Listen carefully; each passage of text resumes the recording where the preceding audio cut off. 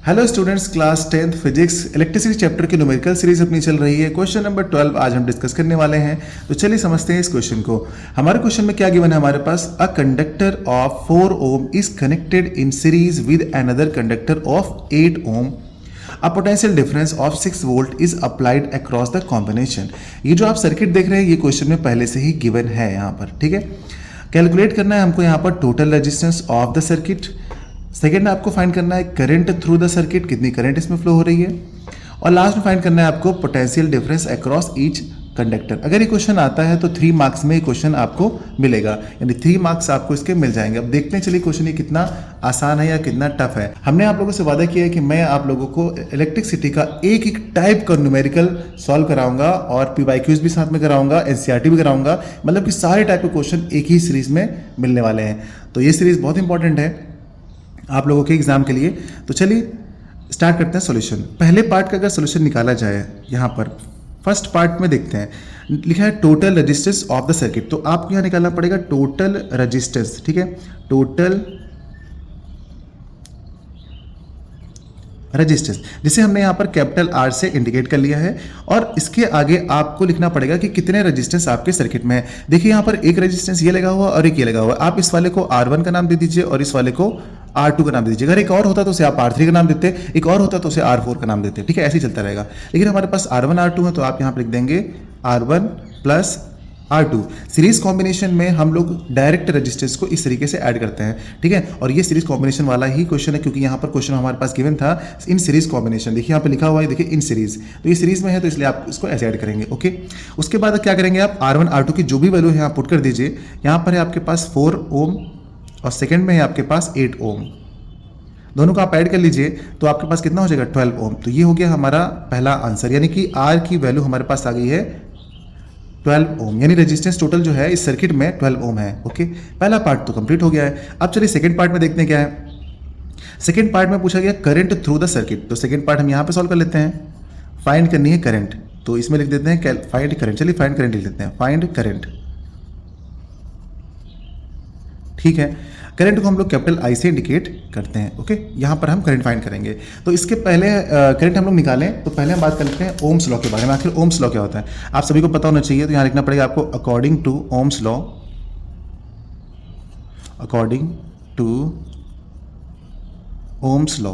अच्छा, Ohm's law क्या होता है, देखिए ओम्स लॉ, अगर हम एक सर्किट की बात करें तो इस सर्किट में आप जितना भी वोल्टेज अप्लाई करेंगे ना उतनी ज़्यादा करंट भी उसमें फ्लो होगी। अगर आप थोड़ा वोल्टेज यानी कि बहुत कम वोल्टेज अप्लाई करेंगे तो सर्किट में करंट भी बहुत कम फ्लो होगी। ज़्यादा वोल्टेज अप्लाई करेंगे तो उसमें करंट भी ज़्यादा फ्लो होगी। यानी कि जो आपकी करंट होती है वो इस वोल्टेज के यानी पोटेंशियल डिफरेंस के क्या डायरेक्टली प्रोपोर्शनल होती है। यही ओम जी ने बताया था, बस यही होता है आपका ओम्स लॉ।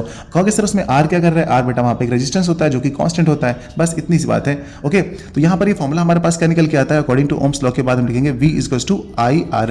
यही हमारे पास फॉर्मूला। अब इस फॉर्मूले में से हमको I निकालना है, क्योंकि हमें I की वैल्यू कैलकुलेट करनी है। तो इसके लिए चलिए एक फॉर्मूला बना लेते हैं, I = V/R।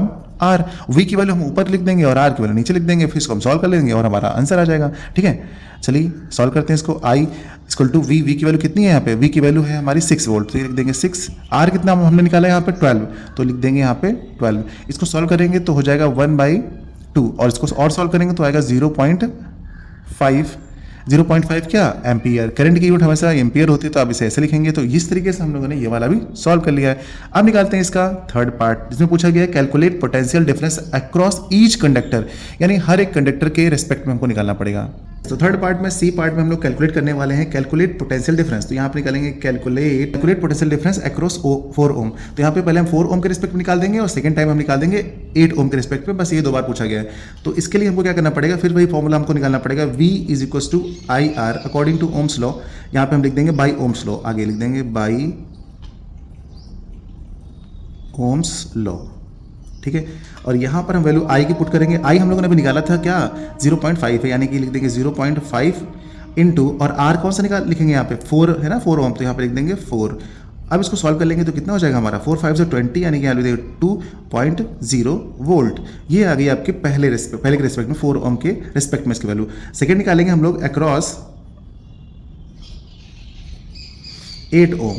Potential difference across 8 ओम। 8 ओम के रिस्पेक्ट में अगर हम निकालते हैं तो फिर फॉर्मूला लिखेंगे V is equal to I R. V equal to I R लिख दिया यहाँ पे। I की वैल्यू हमारे पास 0.5 है क्योंकि पूरे सर्किट में करंट 0.5 ही एम्पियर है। और यहाँ R की वैल्यू कितनी हो जाएगी, 8 हो जाएगी इस बार, क्योंकि हम 8 के रिस्पेक्ट में निकाल रहे हैं, तो यहाँ पे हो जाएगा अपना 8 और इसको मल्टीप्लाई कर दीजिए तो 8 5 से कितना होता है 40 हो जाएगा, 4.0।